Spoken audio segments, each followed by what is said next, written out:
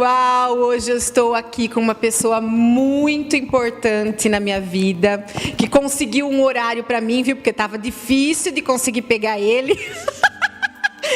E é muito importante mesmo o assunto que a gente vai conversar hoje.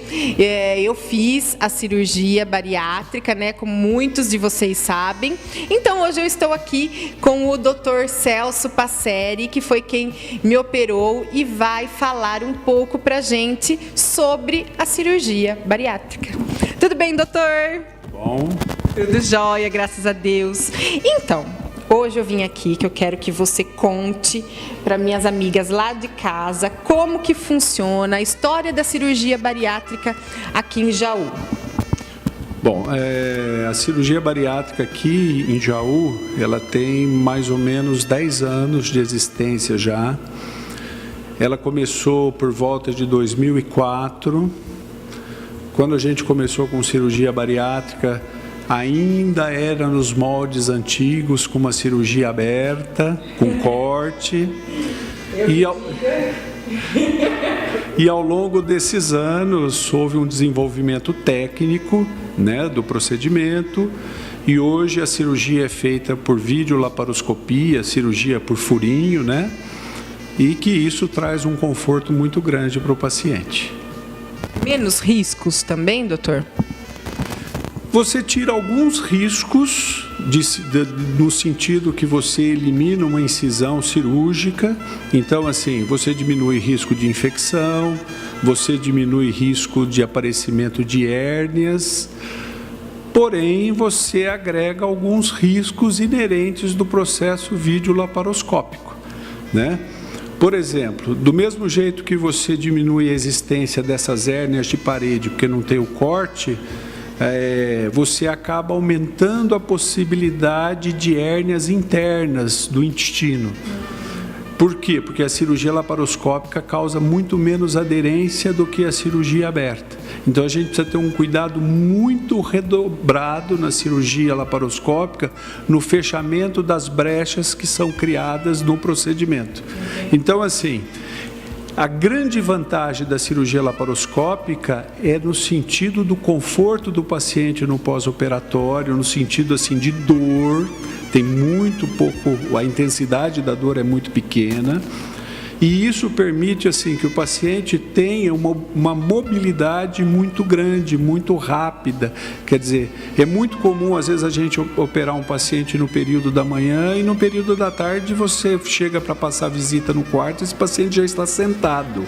Ah, que beleza! Né? Já está deambulando pelo quarto, já está indo ao banheiro sozinho. Então isso é a cirurgia por vídeo que acaba propiciando. E com isso você diminui riscos de infecção pulmonar, porque o paciente respira melhor.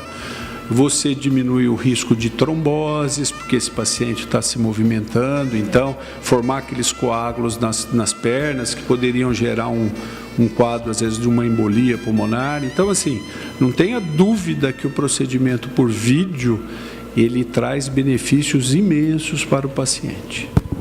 Certo. E para aquela amiga nossa que está em casa agora, descontente, acima do peso, o que ela faz para procurar pela cirurgia bariátrica?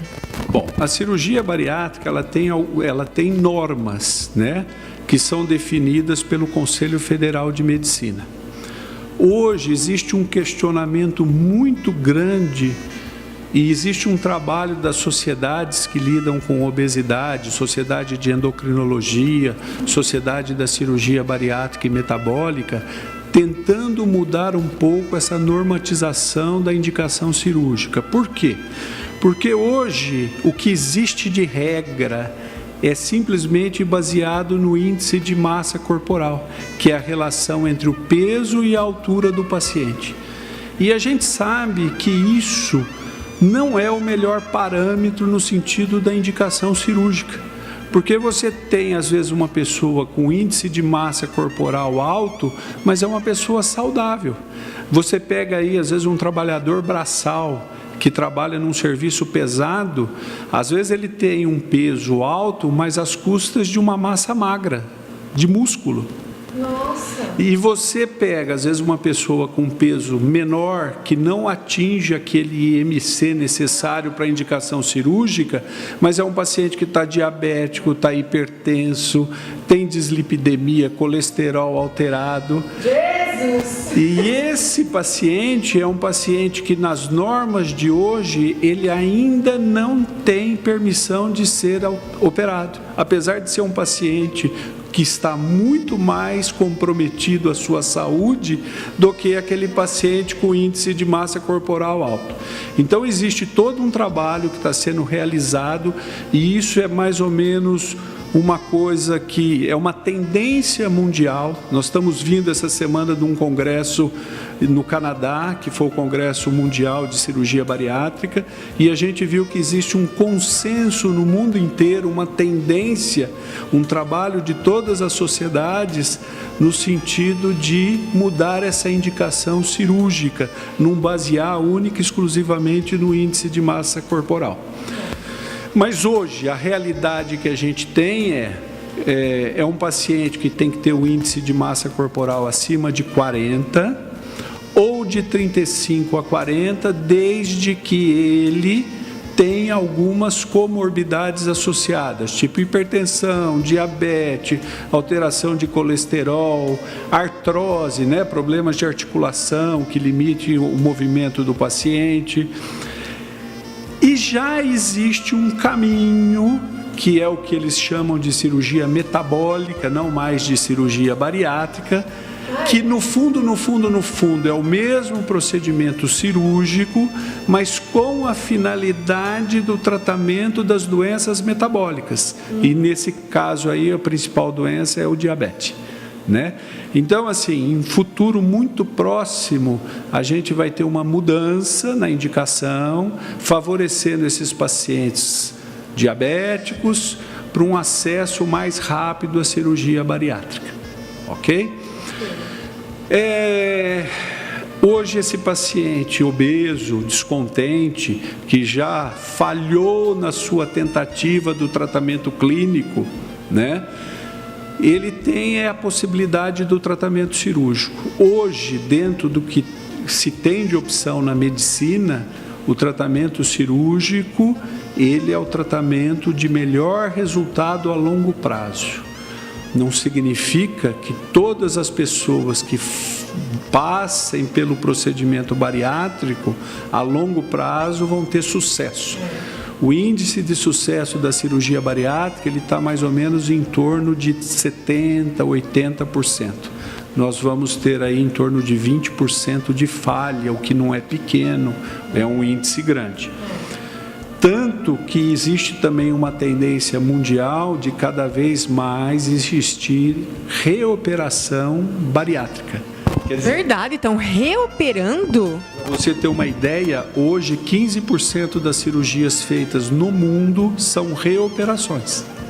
Gente, mas isso não tem nenhuma consequência aí maior? A cirurgia, a reoperação na cirurgia bariátrica, ela é uma cirurgia de maior risco, porque você está reoperando o doente, então maior risco de complicações dessa cirurgia. E a gente sabe também que a reoperação, ela tem um índice de sucesso até um pouco menor do que a primeira cirurgia. Menor? Menor. Então você opera o paciente por uma segunda vez, mas a expectativa de um sucesso, para quem já falhou num primeiro tratamento, a expectativa de um segundo tratamento cirúrgico, em termos de resultado a longo prazo, ele também não é um índice de sucesso tão alto. Ele chega a ser mais ou menos na faixa aí de 50% a 60%. É baixo.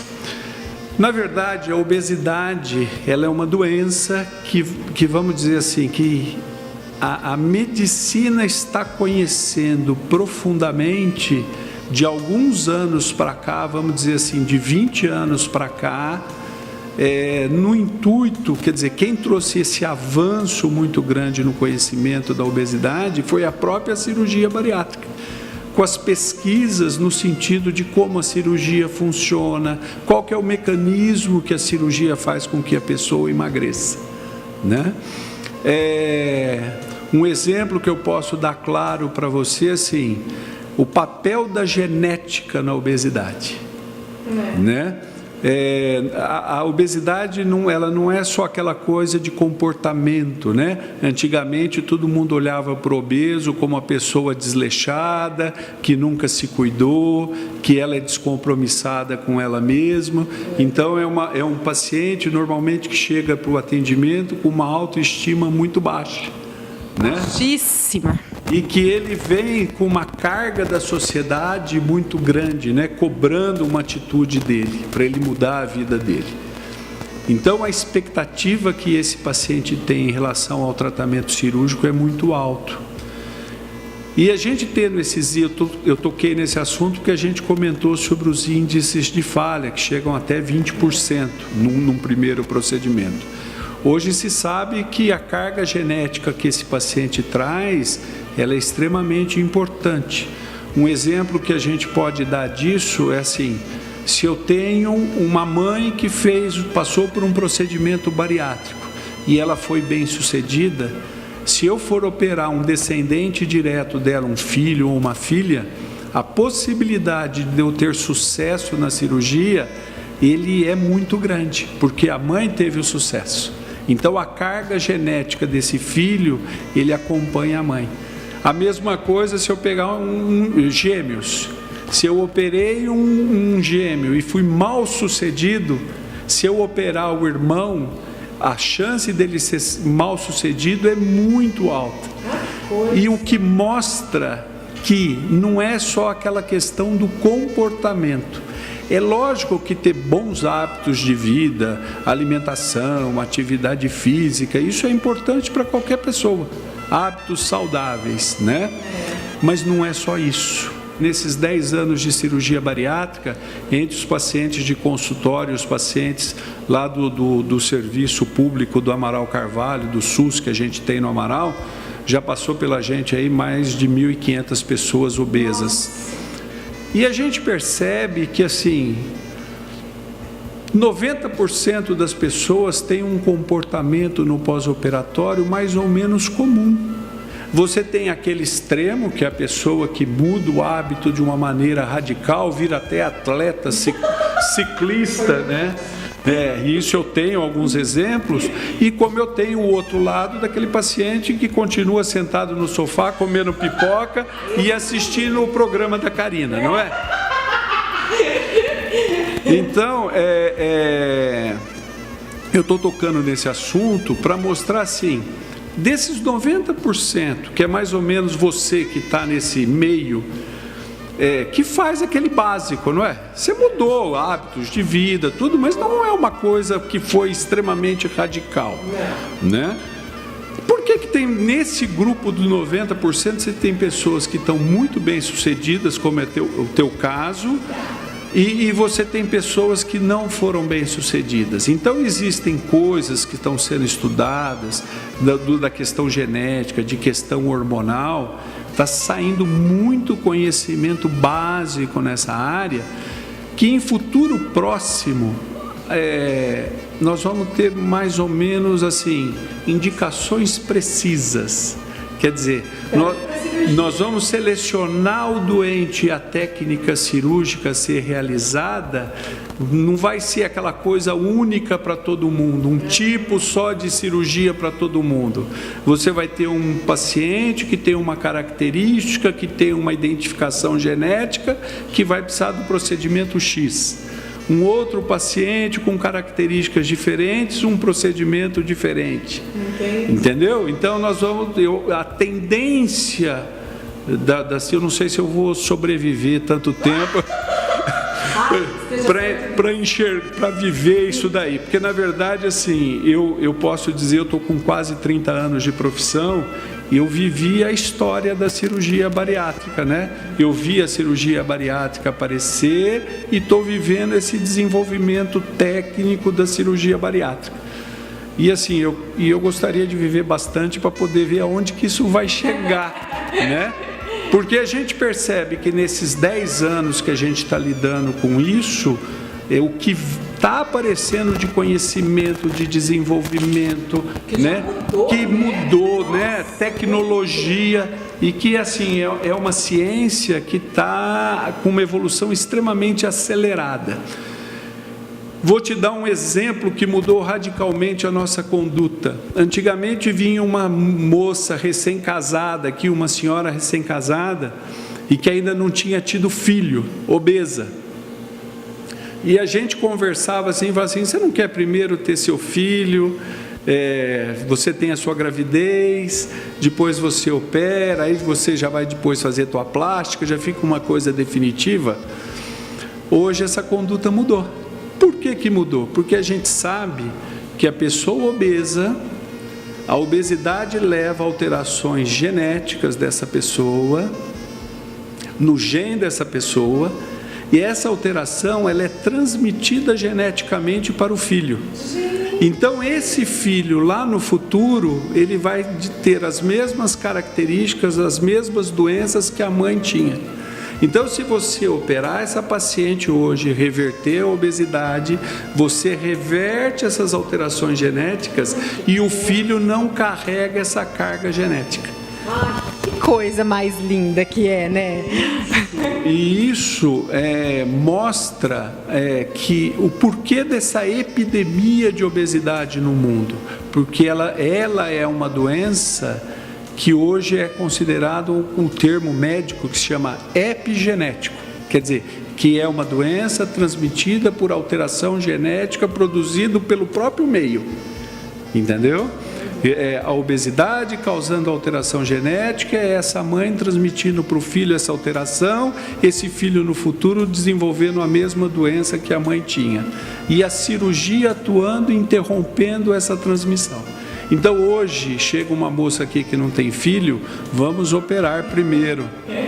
Depois que você vai pensar em ter seu filho. Eu lembro que você falava para mim nas consultas, mas você não vai ter outro filho? Você tem certeza que você não vai ter outro filho?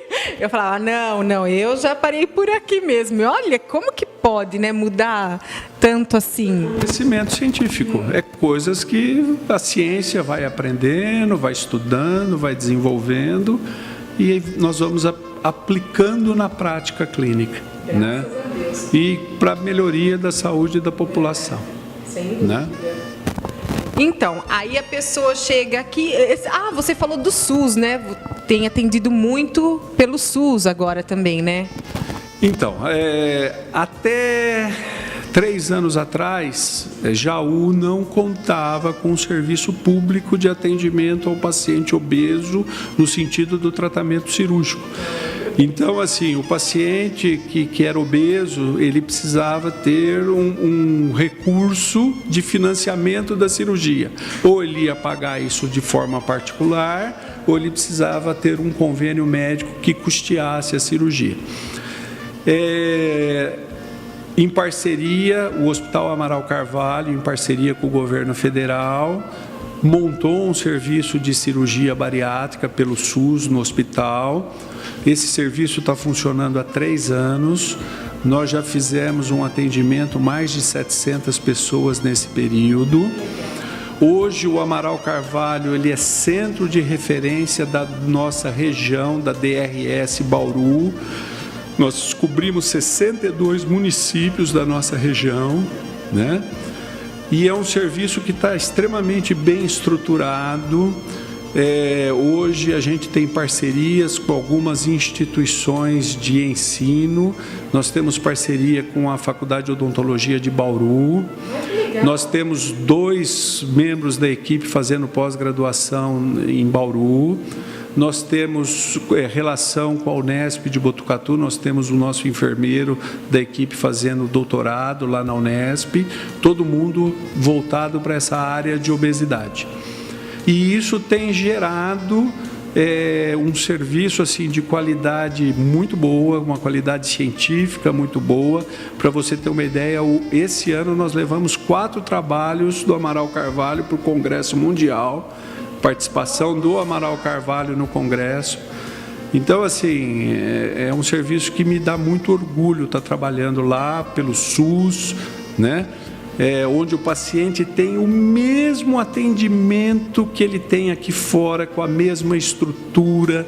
Eu falo, ele tem toda a estrutura de equipe multidisciplinar, ele tem endocrinologista, ele tem nutricionista, tem psicólogo. Os mesmos, é a mesma equipe que trabalha aqui fora, trabalha dentro do Amaral Carvalho.